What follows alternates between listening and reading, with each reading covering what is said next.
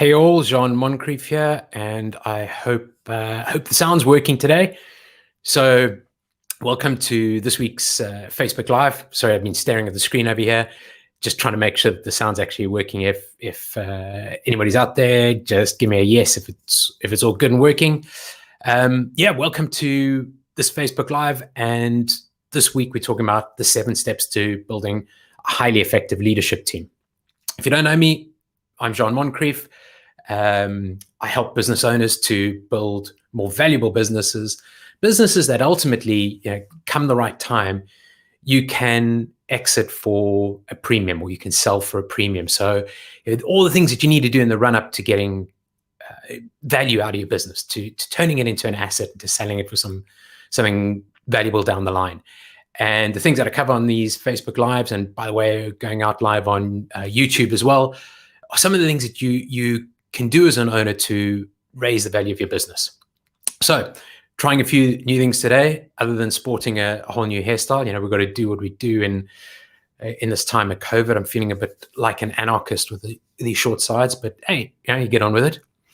And then the other thing is I'm going to try these banner goodies every time I'm taking a look over here to change the banners and just make sure that you know what I'm talking about and that I'm prompting myself along the way as we go. So top 7 things you need to do to build a successful leadership team. That's what we're talking about. Number 1, see if my banner works. Yep. Start with yourself. If you want to build a formidable leadership team, then you need to start with yourself. You need to understand where your strengths are, and you need to do something that most of us entrepreneurs often forget, is that we don't have every skill. So we need to figure out where our weaknesses are, what we're not good at. And once we understand what those weaknesses are, then we can start hiring the right people and getting the correct leadership team together.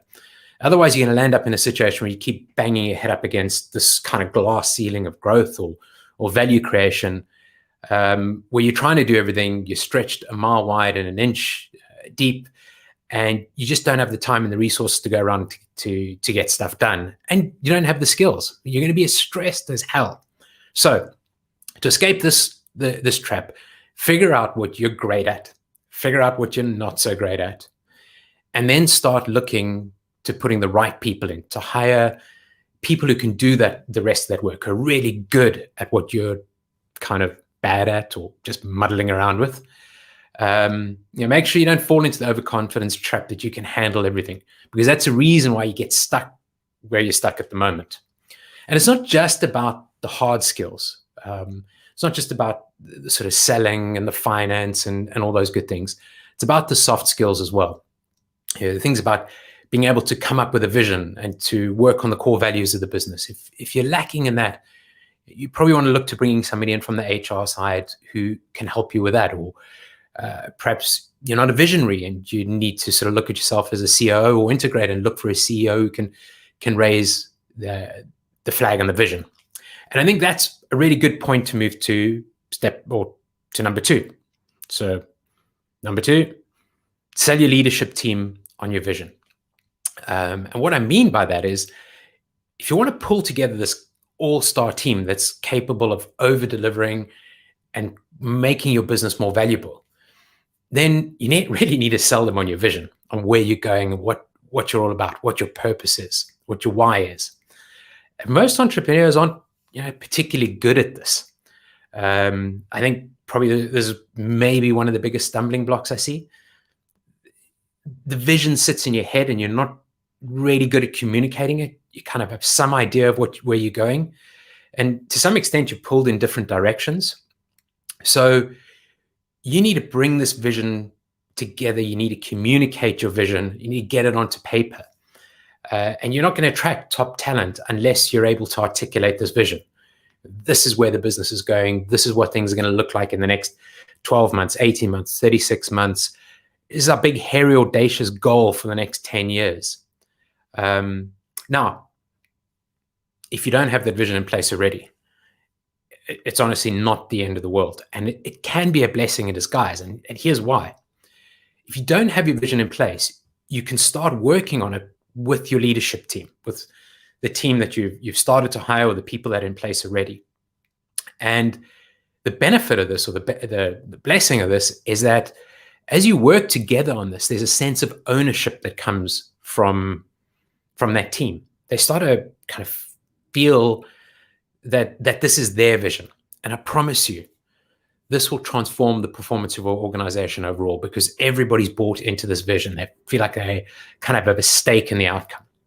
So make it a priority to get that vision clear, to communicate it, to articulate it, not just to your leadership team, but to your entire team. It's really critical. Number 3, let me try our mind. Number 3 banner here. Hide the one, open the other one up. There we go. Number 3, build your leadership team for the future.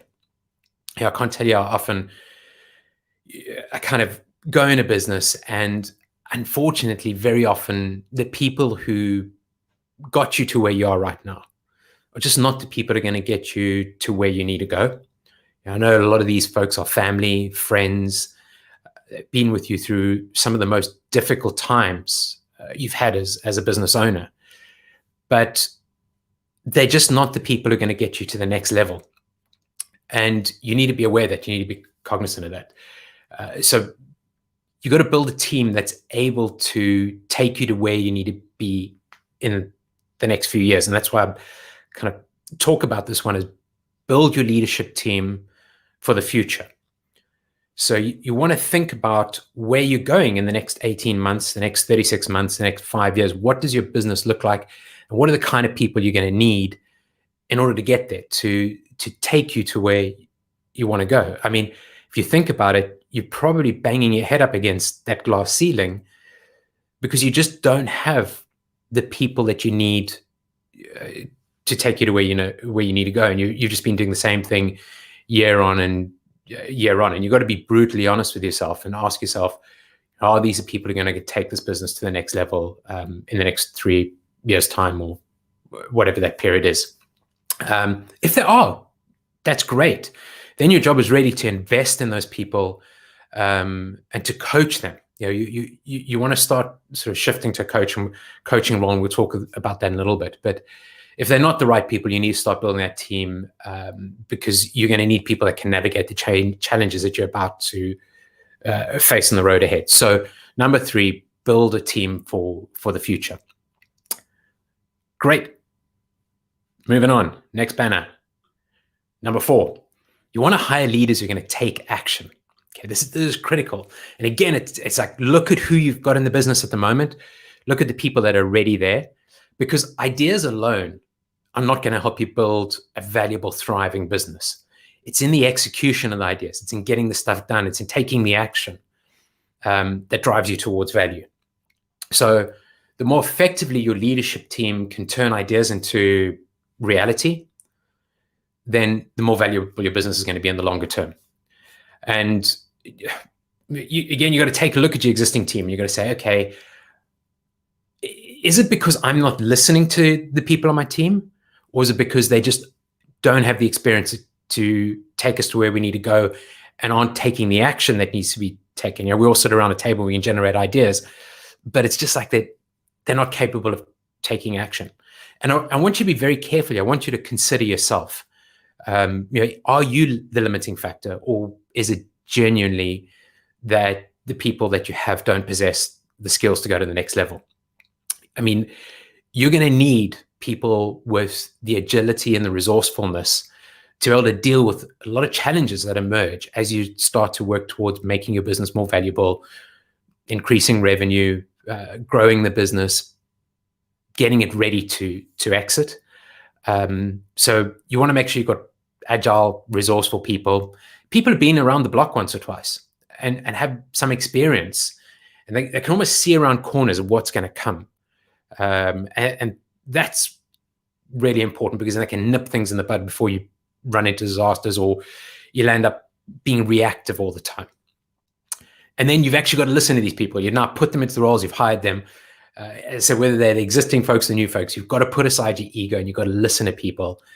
That's what you're paying them to do. So yeah, hire people who take action and then actually listen to them and let them get on with it and do their jobs.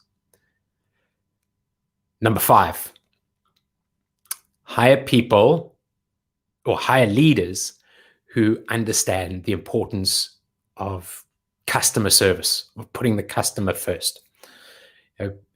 We live in an extremely competitive age, and you want to know that your whole leadership team is kind of looking at the customer. The customer is at the center of your organization, because that way of thinking flows down into everybody else in the rest of the team. So if you want a thriving, valuable company, exceptional customer service is critical. And if you want to succeed in the long run, you need to build a leadership team that understands how important this is.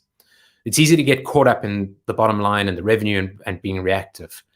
But trust me, if you can get customer service right, if you can put your customers at the center of your experience, then the revenue kind of tends to sort itself out, because you're doing right by your customers, you're delivering properly. So look for leaders who are going to put the customer at the center of the experience. And if you want to know where you are at the moment or how you rank, very easily, just ask yourself, how easy is it for us to get a customer testimonial right now? So can we go out and can we ask our customers for testimonial, for a case study, to do a press release with us, any of those things that marketing people are asked to do all the time? If the answer to that is no, that you can't get a testimonial, you can't get a press release, and I've heard just about every excuse for why customers don't do that. They're in an industry that doesn't allow that. Well, you know what? Your competitors are getting those testimonials and those case studies. If you can't get that, if you can't go to your customer and ask them for something like that, is a fairly good chance that it has to do with your customer experience. And don't blame your existing team. Don't blame the people at the moment. You've got to look at yourself and say, am I part of the cause that this is happening? And is the company culture that I've allowed to sort of grow in the way that it has grown part of this? So customer experience starts at the top. Hire the people or leaders that put customers at the center of the experience, the center of your business, and make sure you support them in doing that. Number 6, be the CEO and my banner's not working. Be the CEO and not the owner operator. So now that you go out and you start hire these folks, like I've said earlier, you don't want to be hiring great people who have a lot of experience and then trying to tell them what to do all the time. So if you want to build a valuable business, you need to start removing yourself from the operations. You need to have a plan in place to actually hand over control to your leadership team. And I'm not suggesting that you just say, right, those are your responsibilities, run the business, I'm out the door. What I'm saying here is that you ease into this new role of being a CEO and not getting involved in the day-to-day operations as much. You're there to direct, to orchestrate the leadership team, to coach your leadership team. So, you could start with sort of, okay, no emails to me after 6 p.m. I'm not going to pick those up and answer them. You could step away for a long weekend and just be out of contact, move that to being away for a week. The point is that you want to step away, and allow that leadership team to gradually take control. You can't just do it all at once. So be sure to empower them to take decisions in your absence. Hammer home the point that you want them to take the wheel, and you do that by sort of gradually stepping away, and then make it very clear to investors that, or by doing this, you're making it very clear to investors that your business isn't owner dependent. It can run without you. And then finally, number 7, conduct the orchestra. I kind of alluded to this a few minutes ago. Basically, think of your leadership team think of them like the Avengers. You can hire some great people with different strengths and diversity. They're going to have their unique strengths, weaknesses, and diversity is good. Well, differences are good because it brings diversity to the team, and having that diversity on the team, different opinions, different temperaments, is going to help you to build a stronger business. But it's your job to kind of bring everybody together and deliver the magic. You think about Michael Jordan. He couldn't have done as well without Scottie Pippen and Dennis Rodman, and it wasn't those individuals either. It was Phil Jackson who brought them all together and sort of made the Chicago Bulls this all-conquering power. So, you have individuals who are really strong and they need to be able to deliver and take action and do their jobs. Your job then is to lead those leaders, to orchestrate those leaders. And in doing that, you create some magic. So that's it for this week. If you can get this right, you're practically guaranteed success in terms of building a leadership team. I want to be clear that there are other important things about building a leadership team. I just wanted to cover the 7 to me that are really top of the list for me. And thanks very much for watching. If you've got any questions, pop them in the comments below. If you enjoyed this, if you liked it, let me know by hitting the like button. We all like to be liked. Share it, give me your comments. And if you need some help with this, the link is there, but it's letsgrowyourbusinessvalue.com. Letsgrowyourbusinessvalue.com. You can click that link or type it into your browser, and there's a short training and a questionnaire on where you are with your business and how we might be able to work together. Thanks very much.